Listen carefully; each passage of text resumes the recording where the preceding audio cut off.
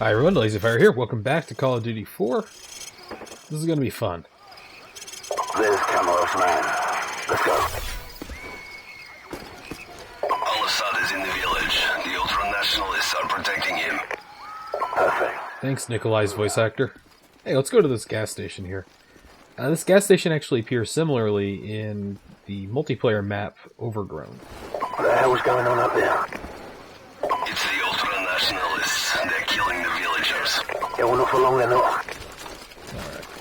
Just wanted to take a quick look through the gas station. It's more beat up in the multiplayer mode, which makes me wonder if it's supposed to be in the Chernobyl area or not, and not where we saw it. So here we go. I don't know why he shot. Usually they don't shoot until we have definite targets, which doesn't usually get up till about here. So you'll notice that we are silenced yet again, which is fine by me. I like the silencers and everything, but we're not in a stealth mission of any nature, which is weird. Also, you can hear the dogs yipping. Why did I do this? How am I still alive? Better question. I just really wanted a second gun. I forgot that you start this with a shotgun and not a pistol. I'll take it. Building clear. No sign of Al-Assad. Move on. So yeah, the entire point of this mission is that we're going to be clearing, basically going building to building to try to clear out all the Russian ultranationalists. Calling air support on that building. But this is where we get cool. We can actually start calling in airstrike. Well, not airstrike so much as air support, as it was said there. Which means helicopters will come in and just light the fuck out of every building in this place if you feel the need to. Now, they are on a cooldown timer, so it does take a little while to get there, but yeah. What's really interesting about this is that it's not open in terms of a map or anything like that, but it gives you a lot of opportunities to just like run around, go through buildings in different ways, and I think that's actually kind of neat. It's something they lose in future Call of Duty games. What I'm going to do is do sort of a circular pattern around the village. I'm going to get to the church last, basically. Oh boy, I just got punched. No, must have been a shotgun. Move on to the next one. So, U-5, we have to refuel and rearm. We will not be available for some time. so the enemies here are going to be infinitely respawning, so we're just going to have to deal with that. They will be actually the major difficulty spike in this mission. Actually, my plan to go sort of circularly across the area is not going to work out here. Mostly because I don't have that many other areas I can go to. Alright. This is... Yep, out. I always die there. I don't know what it is. I always end up dying there. Building is clear. Move on to the next one. But that's some C4, if you're wondering what that was. We have to refuel and rearm. We will not be available for some time.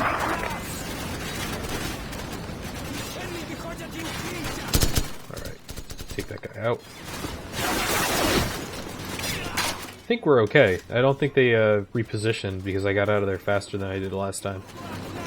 But you can see I have quite a few tools in my arsenal here. I've got the grenade launcher, of course.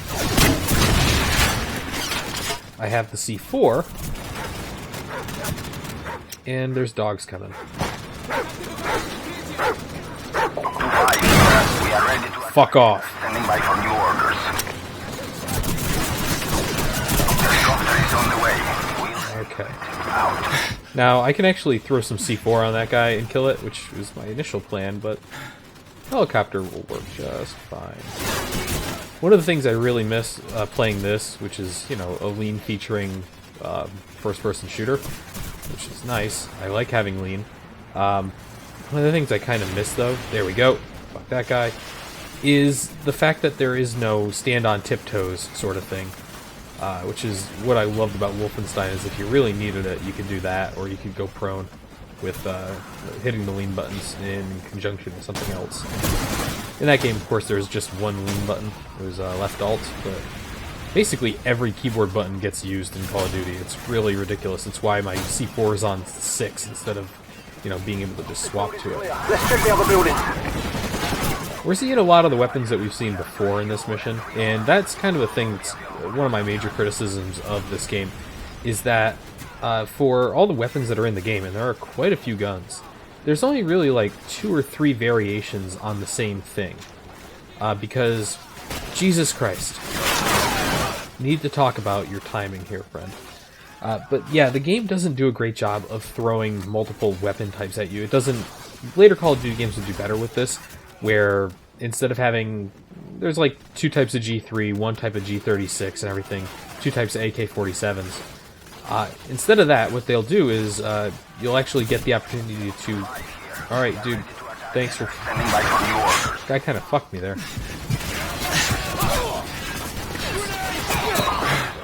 Nope, wrong way. So I got completely fucked by that guy standing in the doorway there. Anyways, one of the things later Call of Duty games would do that I think is actually very...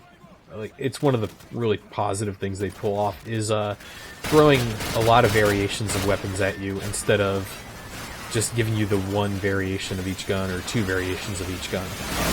So sometimes you'll be playing through the game and you'll run up against, you know, a silenced AK-47 in Call of Duty Modern Warfare 2, whereas you'd never see that in this game unless it was part of the mission. The RPD, for example, is always naked. There is no RPD with grip or anything like that presented in the single player, which is frustrating, because the grip on the RPD basically makes it the, you know, death machine that I keep talking about. You can see how fast it's just tearing through these guys here. But yeah, you always get the... Oh, well, this is... I'm dead. I'm so dead.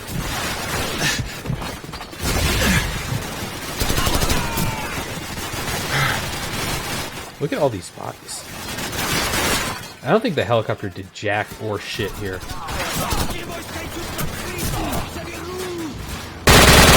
And why not pick up a... If you can use it, you may as well, right?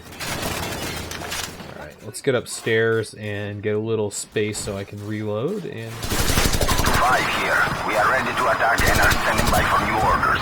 Perfect. Okay. Alright, we only have one more place to go here, and that is the church next door. So we're in a pretty decent spot. We're moving through this just very quickly. I'm kind of impressed.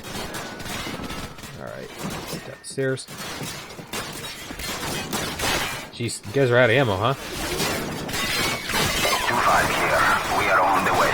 Stand by. Man, that switch time is gonna fuck you up every time. The time it takes you to switch to different weapons is a little weird. I believe every weapon is faster than reloading, unless you have the perks in the single or the multiplayer. But for some reason, I feel like switching from equipment to weapons is never very fast, and that's my big problem. Let's check the next one. I've checked all the buildings. What are you talking about?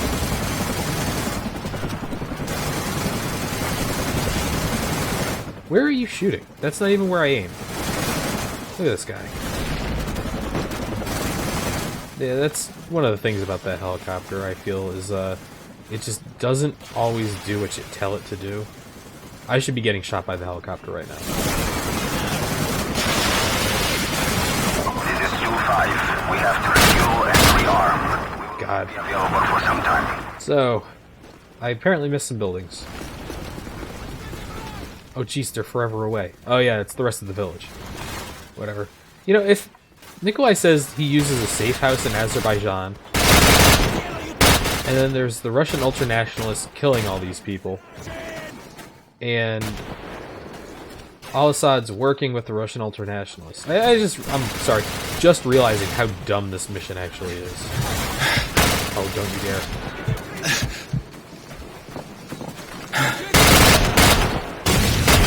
Why are they killing all the villagers? If they can just, if they're Al-Assad's friend, why don't they just go where his safe house is, shoot him in the fucking skull, and be done with it? Why are they going through the trouble of a genocide? Makes no sense, that's all I'm saying. That is an explosive barrel I'm standing next to. You may actually not know this, but there are explosive barrels in this game.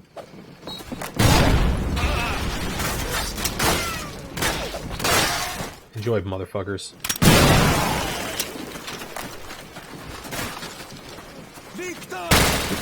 There we go. A couple more rounds into the side of the building, just in case. There we go. Building clear, motherfuckers. Come and get some. Nope. Building clear. No sign of Al-Assad. Alright. Move on. One more, and then we can go find him, I guess. He must be in the last one, process of elimination and all. So yeah, one of the things I appreciate about the later Call of Duty games is just the variety in weapons. And of course, starting with Black Ops 2, you can actually set up your weapons when you enter a level, which I think was really their best move in the entire franchise.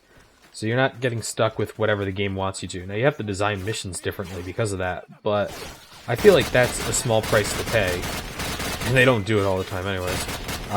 It's a small price to pay for actually giving the players a little bit of extra choice, instead of, here's the sniper mission, go snipe, sort of stuff that you get a lot of the time in these games.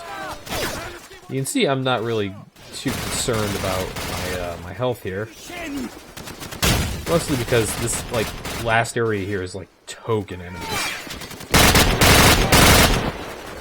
It's a very small number of them. I'll just switch over. And you'll notice this is the same fucking barn from previous missions. The AC-130 mission hunted. No good to us then. Let's go.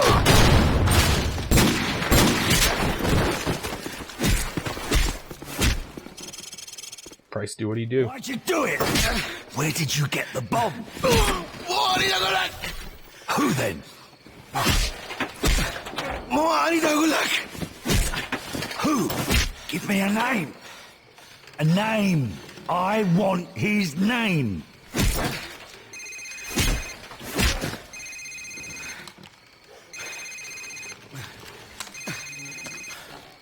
Sir, it's his cell phone.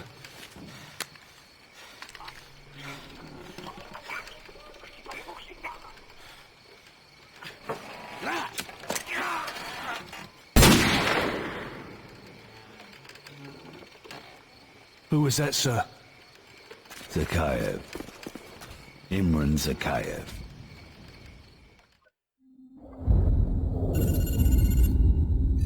So now things are going to start making some sense. It was mentioned in the thread, but Zakhaev is kind of hinted at in the coup scene, and so now we're going to get some backstory on that. But that's going to be next video. Thanks for watching, everyone. I'll see you then. I was just a lieutenant back then, doing some wet work. Chernobyl, Christmas for the bad guys.